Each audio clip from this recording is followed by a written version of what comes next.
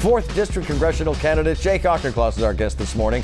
He survived the tight primary challenge that took several days to settle. Now his focus is the general election. It's just 5 weeks away. Can he jump from Newton City Hall to Capitol Hill? Let's go on the record. From WCVB Channel 5, the inside word from Washington to Beacon Hill. Today's newsmakers are going on the record. Welcome to OTR. I'm Ed Harding, along with News Center 5's political reporter Janet Wu. This morning we welcome 4th District Congressional candidate Jake Auchincloss into our studio. Here in Studio C, we're following all social distancing protocols brought on by the COVID-19 pandemic. The large space allows us to keep much more than 6 feet between all of us. It was a nail-biter of a primary, but Auchincloss prevailed over Jesse Mermel. Now the seat being vacated by Joe Kennedy III is well within his grasp. 5 weeks to go to the general election. Jake Auchincloss, great to have you with us this morning. Thanks for coming in.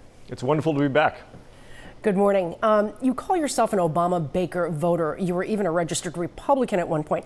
So how confident should voters in the 4th be that you're not going to jump the fence again?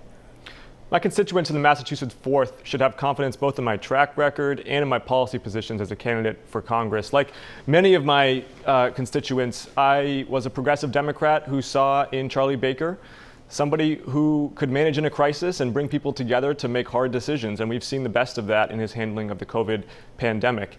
As a city councilor in Newton, I was endorsed by Progressive Newton for bold positions and follow through on issues like immigration, climate change, and housing. And as a candidate for Congress, I've put forward bold progressive positions on issues that are of immense consequence for this country, calling for carbon pricing to affect climate change, calling to abolish ICE and reconfigure that agency so that it can reclaim its moral mandate as we deal with immigration. And perhaps most saliently this week, calling for a national Roe Act that will finally make sure that women's control over their own reproductive decisions is national law.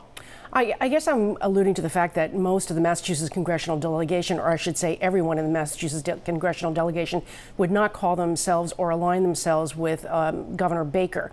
Do you sort of see yourself as being more to the middle than the rest of the delegation on the political spectrum? I don't think lanes are the best way for us to position ourselves these days. I think that we have to take this on an issue-by-issue basis. When it comes to handling the COVID crisis, what we need is to put science and public health in the driver's seat. That should not be a partisan issue. That should be an issue of competence. Universal mask requirements, testing, contact tracing, vaccine development. These are issues where we're going to need strong federal and state partnership, and that should not be conducted through a partisan lens, but should be conducted through a lens of science and expertise. Climate change. If we can pass a carbon pricing bill, we can invest those dividends into green infrastructure and green R&D, creating jobs and getting to carbon neutrality here in Massachusetts. That is an issue that we can work with both as Democrats and reaching out to moderate Republicans in Congress. I think my constituents want results, and results require working with people both on the left and in the center. Julie Hall, your Republican opponent, was here last week. She sat in that very chair, and she said when it comes to the pandemic, she will take President Trump's word over the scientists. That's flat out what she said. Where do you stand on that front?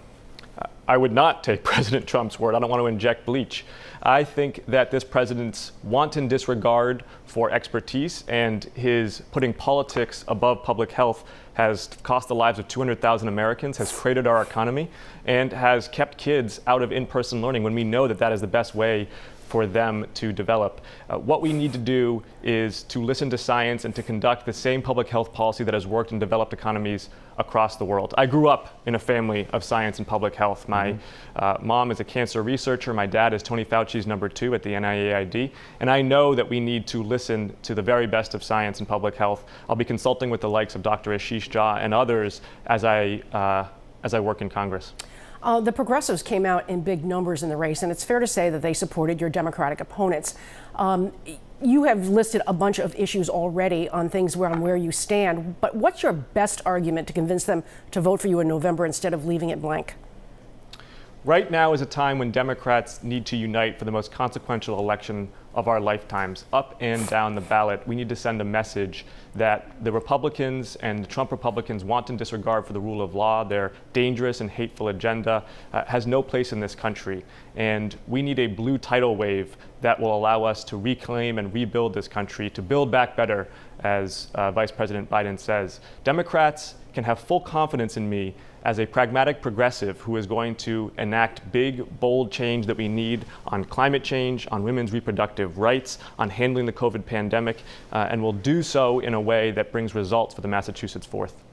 You are a candidate for Congress, obviously, but you're obviously a Massachusetts voter. And question 2 was on the ballot this November. And just out of curiosity, if ranked choice voting had already been law here in the Commonwealth, your victory would likely not have happened. So how will you vote on this question? Well, I would dispute the premise. I think that Monday morning quarterbacking of elections is very rarely fruitful. I finished in the top 3 in all 34 cities and towns, the only candidate to do so. I finished first in 25 out of the 34 cities and towns in the Massachusetts 4th, put together a full district coalition of support, and I'm very confident that regardless of the configurations of the election, voters would have rewarded a positive and full district campaign. How, if you would like to reveal your vote, how would you vote on question 2? If you don't want to reveal your vote, it's your private business, I understand. Oh, I was the first candidate in the primary to support ranked choice voting, came out strongly in support in early 2018, have been endorsed by the chair of the board of Voter Choice Massachusetts, and I supported ranked choice voting before this election, will strongly support it afterwards. You won the primary by roughly 2%, a little over 2%. 68% of the voters supported your opponents, however, who called for Medicare for all. You do not. How will you vote when that comes up in the House if you are elected? I think health care is a human right. It's not a job perk. Being sick is scary enough without having to worry about going bankrupt because of it, and medical problems are the leading cause of bankruptcy in this country. I think that we can, as a Democratic Congress, get to a place with health care where we are ensuring that all Americans have access to health care, including those who want to use private insurance, those who want to use a public option. We can ensure that women control their own reproductive decisions, and we can ensure that we're investing in basic medical research and in the clinical care that delivers good outcomes for patients in the long run and also drives the economy here in Massachusetts. Those are 3 principles that I will bring to Congress, and voters can be confident that they're going to guide my vote on any bill that comes before us with a President Biden and a Democratic House. But you can't see there's any circumstances upon which you would vote for Medicare for all. Is that correct? I don't think it's useful to engage in hypotheticals like this. If we have a President Biden and a blue Congress, there's going to be a lot of negotiations around healthcare. It's in a tremendously complicated sector of the economy. I've laid out the 3 principles I have. I want healthcare to be a universal right. I want to make sure women control their own reproductive decisions. I want to make sure we're investing in basic medical research. And if we can achieve those 3 principles, I am ready to come to the table to negotiate. As I said, I'm a pragmatic progressive. I don't believe in rigid ideology. What I believe is getting results. And those are the 3 principles that I want to see delivered in any bill. I'd like to circle back to climate change if we can. You mentioned it a little bit earlier. I'd like to go back. Less than a year ago, you compared the Green New Deal to a communist plan. And then 2 months later, after announcing your run for the seat, you're shaking your head no. You did not? I think that is not an accurate portrayal. What I disputed was elements of the Green New Deal that called for a federal jobs guarantee. I've been a strong supporter of the Green New Deal. I think we need that aspiration as a country to transition to a clean energy economy, to ensure that we are carbon neutral, and to be investing the dividends of carbon pricing into green R&D and green infrastructure. I read a statement, and it said that you compared it to, you said the words out of your mouth that it was very similar to something you would see from communist planners. Did you not? Again, this was in reference to a specific line item within the Green New Deal about a federal jobs guarantee. And this goes back to the idea of being a pragmatic progressive. I want to see a Green New Deal in this country. It is an existential threat for us, climate change. We need to get to carbon neutrality as a country. We need to be pricing carbon. We need to re-enter the Paris Accord. And in so doing, we need to make sure that we're investing in green infrastructure, green R&D, and in jobs as we transition to a clean energy economy. These are the aspirations and the policies that I share with so many other Americans and progressive Democrats in the Massachusetts board. So to be clear, it sounds like you do indeed sign on to the Green New Deal now. I mean, at this point in time, that's where you are. Right? I've been a clear and strong supporter of the Green New Deal since its inception.